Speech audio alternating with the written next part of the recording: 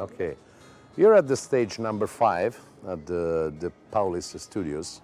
It's not named anymore the Paulis. The Paulis died many years ago, so now it's a young guy who got this studios. He make it more new, working very good. And here we did so many films. It was a cover stage in 1960s. Was the biggest in Europe. Then because of it went on fire, I think, in 1965 or 66. So the ceiling collapsed. So now we use it as a backlot. We did so many construction with my father. We did so many, let's say, train exploding and, you know, dam exploding. We explode everything in here. In 1977, he made something that big that all the windows of those two buildings breaks. So the producer was not so happy. It's an exploding stage. So many films were based here. Okay, Antonio started working in the movie industry in 1960. His first film was a science fiction movie, which was very unusual in Italy because science fiction film all based in the space, on spaceship, was territory only of British, English films and Americans. So it was, by the way, the first Italian space opera. I did it in 1960 with Rick von Nutter and Gabriella Farinon. It was a nice film. It was different because it was all based in the space. The advertising said no one shot of this picture is based on the planet called Earth. It was sold in the States. He was pretty successful. He signed that film with the exact translation of his name, Anthony Daisies. Then the second film was always another science fiction film. From the States, they'll ask my father if it was possible to change his name because Daisies will sound a little fancy. So they say, Dawson will be fine. So his name changed in Anthony Dawson, and it goes for 35 years or something like that. And he was known for his ability in doing these special effects. He was doing everything by himself with his hand. And at that time, in 1964, 1965, was very, there was no technique, there was no trick. So everything was doing with wires, with his hand, with a lot of imagination. And he became very famous for that. He did films, first of all, for himself. He had to love it. Sometimes he used to say in some interview, then he did some film to pay the bill of the buying the food and things. So say, I have to pay bills, so I have to accept sometimes some films that I don't like so much. But it's not true, because even if at the beginning he doesn't like something, then he makes some changes. He makes that film became his film, and they put a lot of love in that project. All those, they were like his, you know, creature, little creature. It was a really matter of passion and love. And he made in the early 60s, up to 1967, he was known for these science fiction films. He made about 6 or 7 science fiction films. Horror, it became pretty popular also in the 60s for Castle of Blood with Barbara Steele. So he went through all kind of genre. You know, he made horror films, probably 4 or 5, thrillers, science fiction, westerns, action, adventure, a lot of Indiana Jones films he likes. We were saved by Steven Spielberg, by the way, because I remember my father came back from Los Angeles after he saw the premiere of Raiders of the Lost Ark, and he was crazy, like he saw God, you know. He say, I have the word. I saw that's the way we have to do films. That's the way. He was crazy for that film. War movies.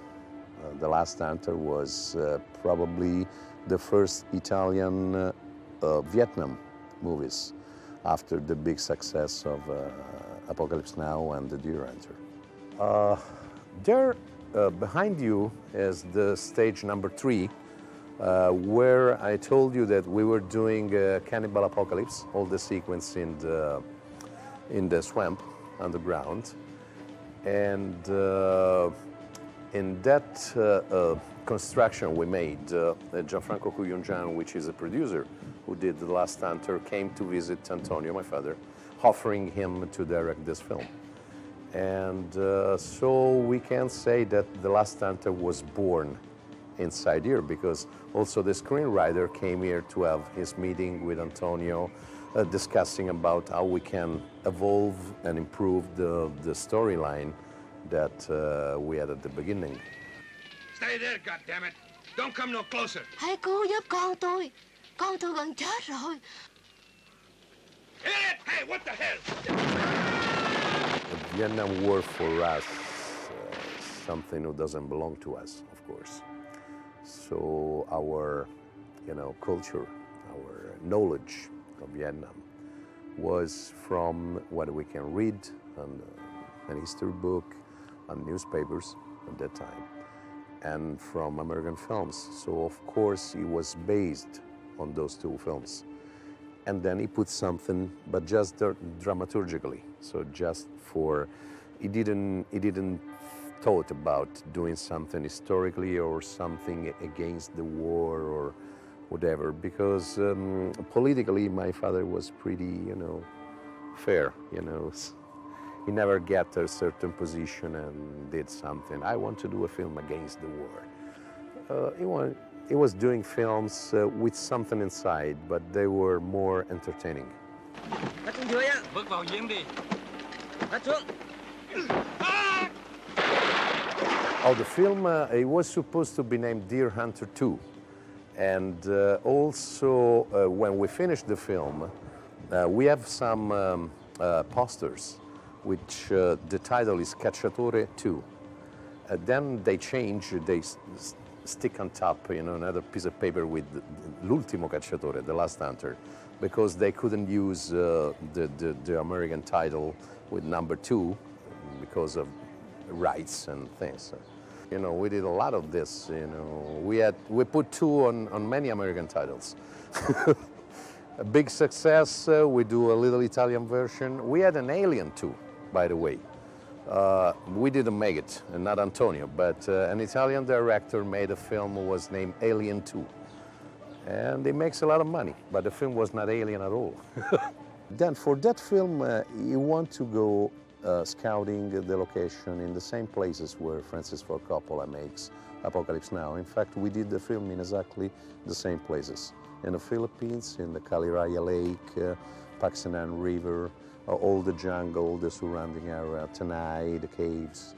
We went there, 1980 was probably May or June, which is the hottest season, just a little before the raining season. So the climate was, when we arrived the first time with the plane, they opened the door and we almost died. It was, there was 98% humidity. It was not easy. Pretty hard to work there because they were unorganized. We couldn't bring from Italy all the equipment we need. We just went there with cameras and 2 crates with small lights and small bulbs. Of course, we just could, what we can bring with us, with our hand. So we were walking, camera on the shoulder, walking around, reaching the location, putting the tripod. We had a generator was so noisy that we have to park about 150 or 200 meters far from the location. So a lot of cable and the power was losing on the way. It was pretty hard, but there was something magic that we all fall in love with that country. And we all went back there, very happy. The location were so beautiful. Let's go! Move it! He loves the Philippines. It was called, years after, it was named by Lucio Fulci the Emperor of the Philippines, because since The Last Hunter, which was not a very easy film, because it was a low-budget film, we went there for the first time, an Italian crew went to the Philippines. We were not so many. We were about probably a dozen of Italian crew.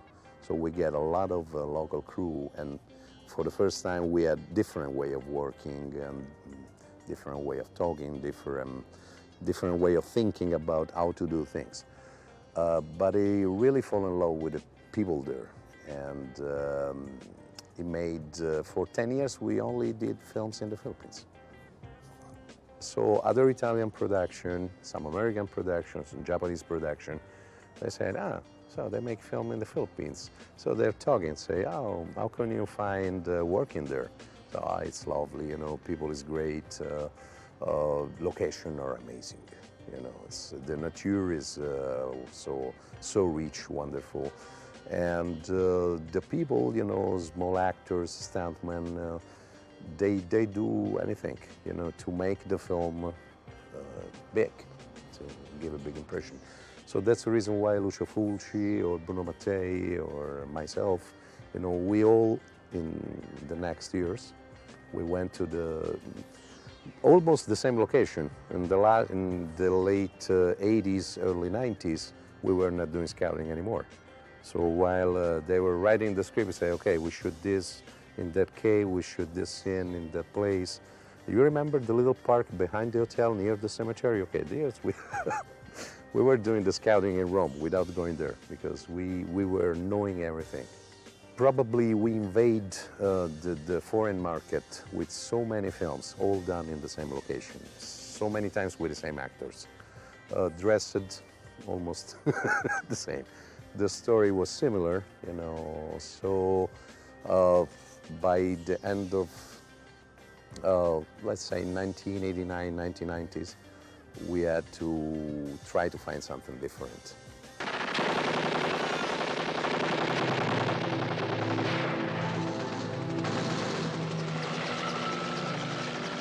Riccardo Pallottini was a great person. He began his career almost with my father. No, probably began a little before, but they start to work together in 1963, and anytime they have a chance to work together, they do it because they were perfect to each other. He was a great guy. He passed away, unfortunately, in a plane accident in the Philippines during Tiger Joe, the film we did immediately after The Last Hunter. He was doing in Tiger Joe some plane shooting, and they hit a palm tree and they fall down, so they all died. He has a little grave there in the Philippines, and he was a great person. He was a very, very good photographer. He had, as I told you before, he had almost nothing. We were working, we made that film with probably, let's say, 20 1,000 watt quartz light, 4 2,000 quartz, and 2 mini brutes. That's it. And we were working at night.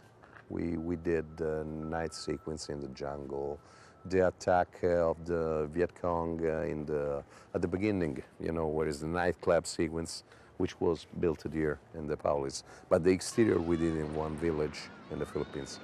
And all that stuff at night was huge, was big, was a big square.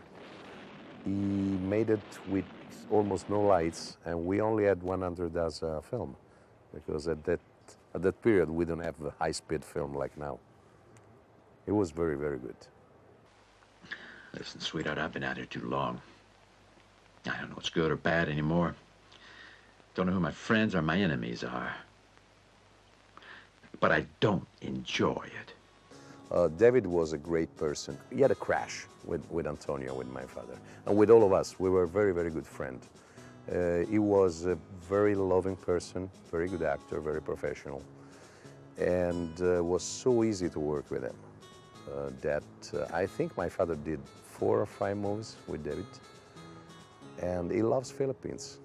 In fact, I think after The Last Hunter, my father did Tiger Joe with David immediately after, in the same year. And in the end of 1980 and beginning of 1981, he did about 3 movies, all with David Warbeck and with the same actors. You know, we just changed the leading actress. We didn't make, you know, Tisa Farrell made one, and the other movies we had other actors. But David was there. John Steiner was one of my father's favorite actors, really. Still not fucking radio! John Steiner, we made probably about a dozen films with him. The Last Hunter was his first film. He never came to the Philippines because all his portion was there here in Rome. You remember he's commanding a group of Marines. They are stuck into caves. And those caves are near Rome. There's some, fake jungle we made around that area. Here you can see there is a little spot of green, like a jungle with palm trees. And sometimes we used to do maybe some of the effects, like when I died in Last Hunter, probably was done here. We just had some canes and some stuff. I was doing this role, Stinker Smith. I don't know why Stinker, but anyway. And over here we have our honky, Stinker Smith. I was young, I was about 20 years old. And, running in a jungle with a machine gun, shooting, jumping, rolling, hurting yourself, and dying in a bad way, with all your... was very fun. I had a lot of fun doing that. And I always died in my father movie. That's something make me think about maybe he hates me. He tried to kill me because in all I act. I'm not an actor, but I act in about 8 or 9 of his films. I always died, and I was the one who died in the worst way possible. Burned alive. With my stomach open, with all the guts outside, or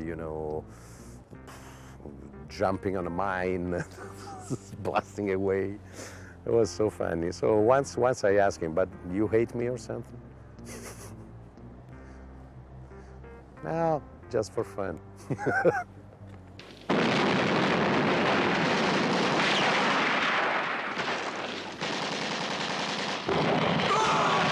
All the crew were acting in the film.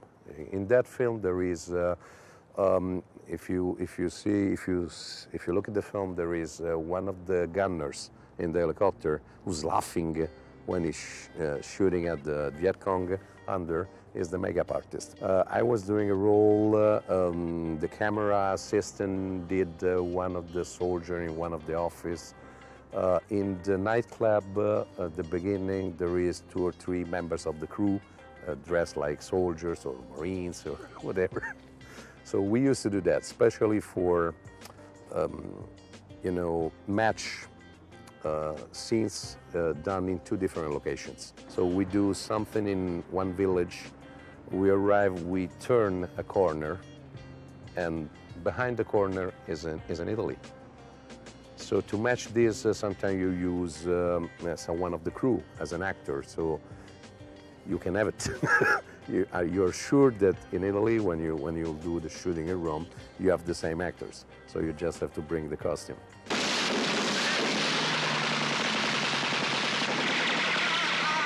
He was probably the best Italian director for this kind of film. Film who has a lot of action, helicopters, miniatures, models. He really had fun in doing this. He was waiting, he was running when he was doing the film, acting with actors. He was, he couldn't see the time when the film was over, he can do the special effects. Because the special effects was his favorite. We blast almost everything. First of all, he was loving having a lot of fun in doing the explosion and, helicopters flying with flamethrowers. He had this kind of fantasy that he put flamethrowers on chopper miniatures, which is impossible. I don't think in the reality you can put a flamethrower on a helicopter because the helicopter will suck the fire. So. But he was doing it.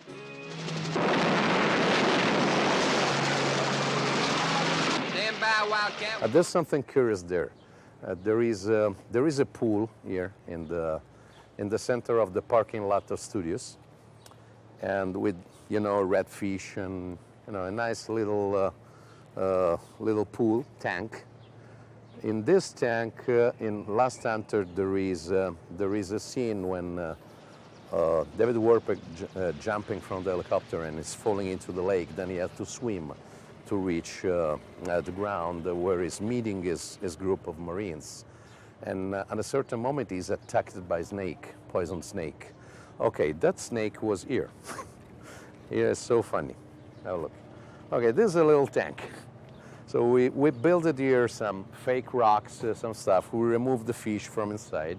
We put some water snakes, and the poor David Warbeck was, forced to swim in this water, which 25 years, I think it's the same water. 25 years have passed by, but the water didn't move at all.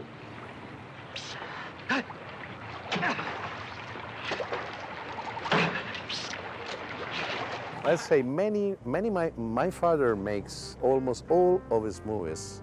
Something he always do it here. Let's say the science fiction film was entirely done inside of the stages. Cinecittà probably was more, biggest film. Let's say Fellini was working in Cinecittà. A big American production used to work in Cinecittà. Cinecittà was always a little more big, a little more expensive. Here was like Ed Wood movies, like we're stealing things from each other. I remember Luigi Cozzi was doing Hercules in the next stage, and we were doing The Hunter from the Future. We were borrowing things from him because he was the Regis Brothers, canon. So we said, hey, can we borrow from you this fake plastic rock? We have to do this scene with the monster coming behind the rock, and we don't have the rock. So it was like a big family, You walk through the construction department, say, fast, I need 2 pieces of wood cut like this. And they say, okay. So it's a family way of working. It was very, very nice.